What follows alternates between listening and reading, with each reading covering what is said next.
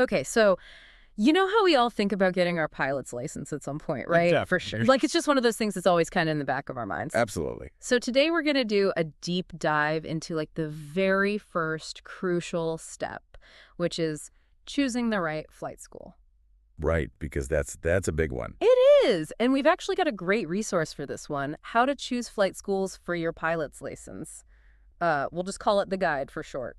Okay, sounds good. So think of this deep dive as like your personalized flight plan, to make sure that when you're picking a school to learn how to fly, you're like super clear and confident about this exciting journey ahead. Yeah, I mean, it's like anything else, Yeah. right? When you're setting out to achieve a big goal, breaking it down into smaller, manageable steps can make the whole thing much less overwhelming. Definitely. And the guide actually starts off by highlighting two really fundamental questions you should be asking yourself even before you start like browsing flight school websites. Oh, interesting. Okay.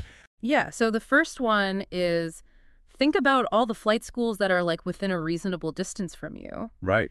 Which ones have you heard good things about, in terms of their reputation, not just for the quality of the training itself, but also for how they treat their students, like the whole vibe of the place? It's a good point because you're going to be spending a lot of time there. Exactly.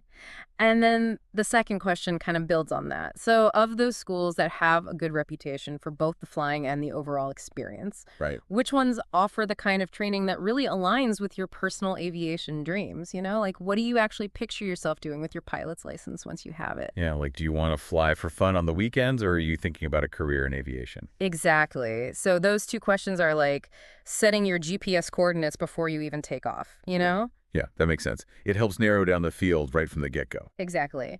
Now, when it comes to actually gauging a school's reputation, the guide points us towards a fantastic resource, the AOPA Flight School Finder. AOPA, that's the Aircraft Owners and Pilots Association, right? They're like the biggest advocate for general aviation pilots out there. Okay. So their Flight School Finder is basically like a dedicated search engine just for flight schools. Oh, that's handy. And here's where it gets really interesting. When you're using the Flight School Finder, you might notice that some schools have a little winner icon next to their listing. A winner icon, what does that mean? So that winner icon means that the school has been recognized with an AOPA Flight Training Experience Award. Oh, that's pretty prestigious. And what makes these awards so valuable is that they're not just based on some like abstract criteria. It's all based on feedback from actual pilots who have trained at those schools. Oh, wow. So it's like getting firsthand insights from people who've actually been in your shoes. Exactly. And this feedback comes from AOPA's annual Flight Training Experience Survey, which the guide mentions that if you've flown with an instructor in the past year, you can actually participate in. Oh, cool. So the data is constantly being updated. Right. It's like a continuous feedback loop within the aviation community. That's awesome. And then, of course, beyond the AOPA Flight School Finder, the guide also mentions that flight school websites themselves are obviously super important. Yeah, those are usually your first point of contact, right? Definitely. It's where you can start to get a feel for what each school is all about. What kind of training they offer, get an idea of costs, and see if their schedule seems like it would work with your life. Right. It's like window shopping for flight schools from the comfort of your own home. Exactly. And then once you've done a bit of that online browsing, the guide suggests that the next logical step is to actually reach out to the schools that have caught your eye. Okay, so like give them a call, schedule a visit, or even just drop by. Exactly. It's all about getting that in-person interaction. Seeing the facilities, meeting some of the staff, maybe even chatting with some of the instructors. Yeah, because that Yeah. personal connection can really make a difference in helping you decide if it's the right fit. Absolutely. Now, what if you're listening to this and you're thinking, well, that all sounds great, but I don't even really know what my aviation goals are yet. Like I just know I want to learn how to fly. Right. I can see how that would be a common feeling. And the guide actually addresses this, and it's pretty reassuring. It says that a lot of people start flight training just because it's been a lifelong dream. Yeah, they just have that passion for aviation. And then as they start learning and experiencing different aspects of flying, their specific goals start to come into focus. Oh, that makes sense. Like they might discover love for aerobatics Yeah. or realize they want to fly seaplanes. Exactly. And the guide encourages you to talk about all of this with the flight schools you visit, Yeah, because they've probably seen it all before. Right. The instructors and staff have likely guided countless students who started with just a general interest in flying, and they can help you explore different paths and figure out what really excites you about aviation. So they can be like mentors in a way, helping you shape your aviation journey. Exactly. And once you start to have a clearer picture of your goals, then the flight school can help you navigate towards the specific training programs and pilot certifications that will get you there. Right, because there are different levels of certification depending on what you want to do. Definitely. And the guide uses a really helpful comparison between the sport pilot and private pilot certificates to illustrate this. Okay, so what's the main difference there? Well, the sport pilot certificate generally involves less training overall, which can make it a faster and potentially less expensive way to get into the air. Oh, that sounds appealing. But it does come with some limitations. For example, you're usually restricted to flying with just one passenger. Okay. And there are limitations on the types of aircraft you can fly and the airspace you can operate in. I see. So it's more limited in scope. Exactly. Now, the private pilot certificate, on the other hand, requires more comprehensive training. But it offers much greater privileges. You can fly larger and more complex aircraft, carry more passengers, and it's like the foundation for pursuing more advanced pilot ratings down the line. Right. So if you're thinking about a career in aviation, you definitely need to go the private pilot route. Exactly. And there's also a key difference in terms of medical requirements for a private pilot certificate. You need to pass a medical exam conducted by an FAA-authorized aviation medical examiner. Right. That makes sense. But for a sport pilot certificate, you can often operate using just a valid U.S. driver's Oh, license. wow. So it's a bit more accessible in that regard. And for gliders and balloons, you don't even need a driver's license. Really? Wow. I didn't know that. It's pretty cool. So if your main goal is just to do some recreational flying on the weekends, maybe take a friend up for scenic flight, then the sport pilot certificate might be a great entry point. Right. It sounds perfect for that. But if you see yourself flying further afield in more diverse aircraft with more people, or potentially even making a career out of it, then the private pilot certificate is the way to go. It sounds like it gives you more options and flexibility in the long run. Exactly. And regardless of which certificate you're working towards, the guide reminds us that all flight training culminates in a practical test that's often called the check ride. Oh, yeah. The check ride. It's basically where you demonstrate to an FAA examiner that you've acquired all the necessary skills and knowledge to operate an aircraft safely and proficiently. It's like the final exam. Exactly. And all of this is based on the curriculum, the federal aviation regulations, and these things called the FAA Airman Certification Standards. Those are like the official benchmarks that your instructor will be training you to meet. Okay, so they're like the gold standard for pilot proficiency. Right. So now let's shift gears a bit and talk about ground school. You know, the theoretical side of becoming a pilot. Okay, yeah, because you can't just jump in a plane without knowing the rules of the road. Exactly. And the guide highlights that finding a flight school that aligns with your learning style and your personal schedule is super important for having a good experience with ground school. That makes sense. Not everyone learns the same way. So what are some of the typical options you might come across for ground school? Well, a lot of students opt for home study, using online courses or self-study materials, and then their flight instructor will provide guidance and answer questions along the way. Right. So you're learning at your own pace. Exactly. And there are also dedicated online ground school providers that offer more structured courses that you can complete at your own speed. Oh, cool. So you've got that option too. And then if you prefer a more traditional classroom setting, some flight schools actually offer in-person ground school classes.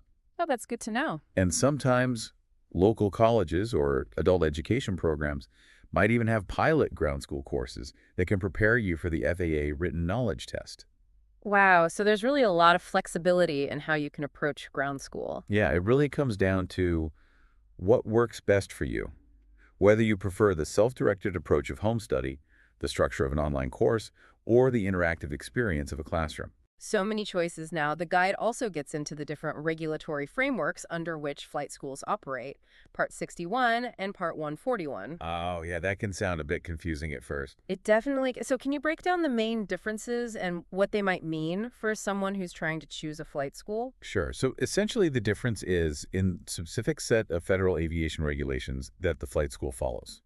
Part 61 schools tend to be smaller and offer a more flexible, less structured training environment. Okay. This can be a great fit for people who are pursuing flight training at their own pace, maybe for recreational purposes or just general aviation flying. Makes sense. Part 141 schools, on the other hand, operate under a much more formalized and structured curriculum with specific requirements for ground and flight training hours. And they also have these things called stage checks throughout the program. Stage checks. Yeah, it's basically like a mini evaluation to make sure you're meeting the standards at each stage of your training. Oh, okay. This more regimented approach can be really appealing to some people, those who thrive in a highly structured learning environment. And it's also often the path chosen by students who are aiming for professional pilot careers. Right, because it can sometimes lead to slightly reduced minimum flight hour requirements. Yep. So it's not that one is necessarily better than the other. It's more about which structure aligns with your learning style and your ultimate goals in aviation. Exactly. And the guide also briefly mentions aviation colleges and universities. Right. Those are typically geared towards people who are specifically seeking a career in aviation. Yeah. And then you've got your local airport flight schools, which often cater more to the general aviation enthusiast. So there's really something for everyone. Exactly. Now, once you've done your online research, you've given some thought to your goals, and you have a basic understanding of the different types of flight schools. The next step, as the guide really emphasizes, is to actually go visit some of these schools in person. Yeah, you got to get a feel for the place. What are some things you should be paying attention to during these visits, and what kind of questions should you be asking? Well, first and foremost, you want to pay attention to the overall vibe. How you're treated by the front office staff, Okay. any instructors you meet. Mm. Are they welcoming? Are they willing to answer your questions thoroughly? Yeah, you want to feel comfortable there. And the guide also highlights the importance of potentially taking an introductory flight, often called a discovery flight. Oh, yeah, those are great. It gives you a chance to actually experience being in the cockpit and get a sense of what the training will actually involve. It's like a test drive for flight school. Exactly. And beyond that initial impression, the guide provides this really comprehensive checklist of key research areas, basically a detailed list of questions that you should be prepared to ask. Like a due diligence checklist. Yeah, exactly. And these questions cover a wide range of important things you'll want to inquire about the school's pilot training curriculum in detail, how they manage student records, their overall flight operations procedures.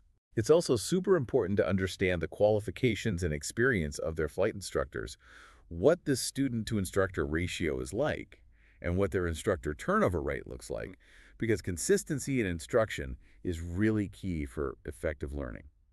That makes sense. You don't want to be constantly switching instructors. Right, and you should ask whether the instructors are full-time or part-time, and if they have other responsibilities, that might affect their availability for your lessons. Oh, that's a good point. And of course, safety is paramount. Mm-hmm. So the guide specifically mentions asking about the school's safety record. Definitely. You also need to know about the number and types of aircraft they have available for training and how easy it is to schedule flight lessons. Right, because scheduling can be a big factor. And the guide makes a good point that initially training in a consistent make and model of aircraft can actually help you learn faster, Oh, why is that?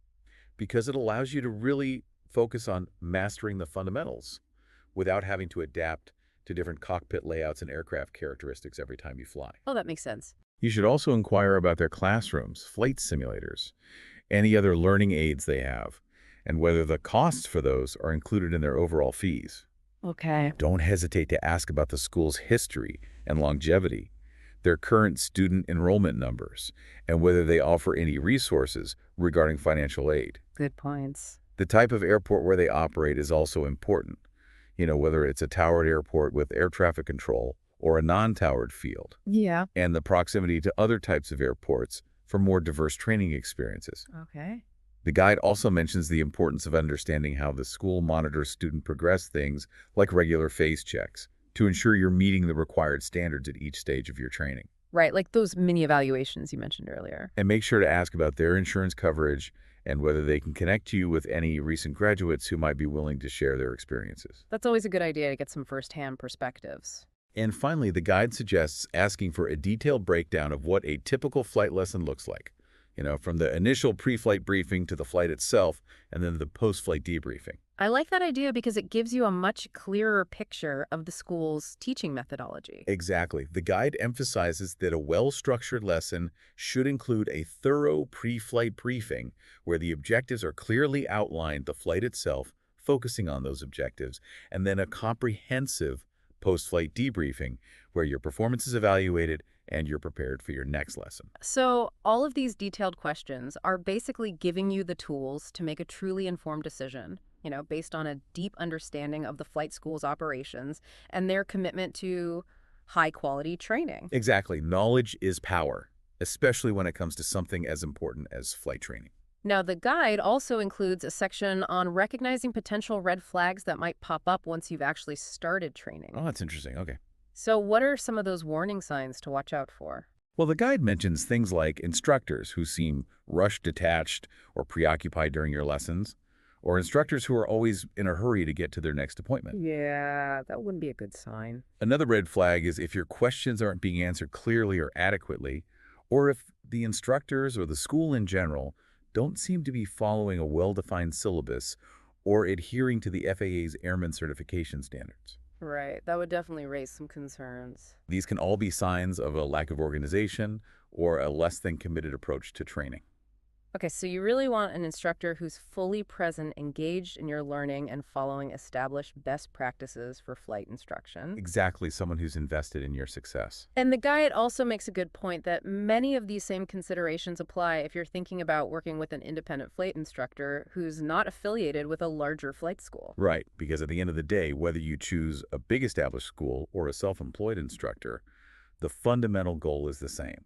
To find someone who's professional, knowledgeable, enthusiastic about teaching, and with whom you feel a strong sense of trust and rapport. Exactly, because you're going to be spending a lot of time with this person. You want to make sure it's a good fit. So there you have it, our deep dive into selecting a flight school. Hopefully this is giving you a ton of useful information to help you navigate this crucial first step towards earning your pilot's license.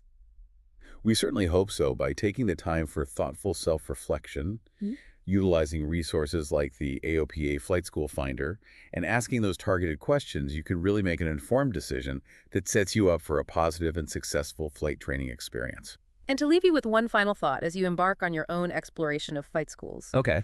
Given all the different learning styles and training structures and all the factors involved in choosing a flight school, what aspect of the flight training journey do you personally think will be the most critical for your success and your enjoyment of learning to fly? That's a great question. It's definitely something to ponder as you start digging into the world of flight schools. And until our next deep dive together, Happy flying! happy flying!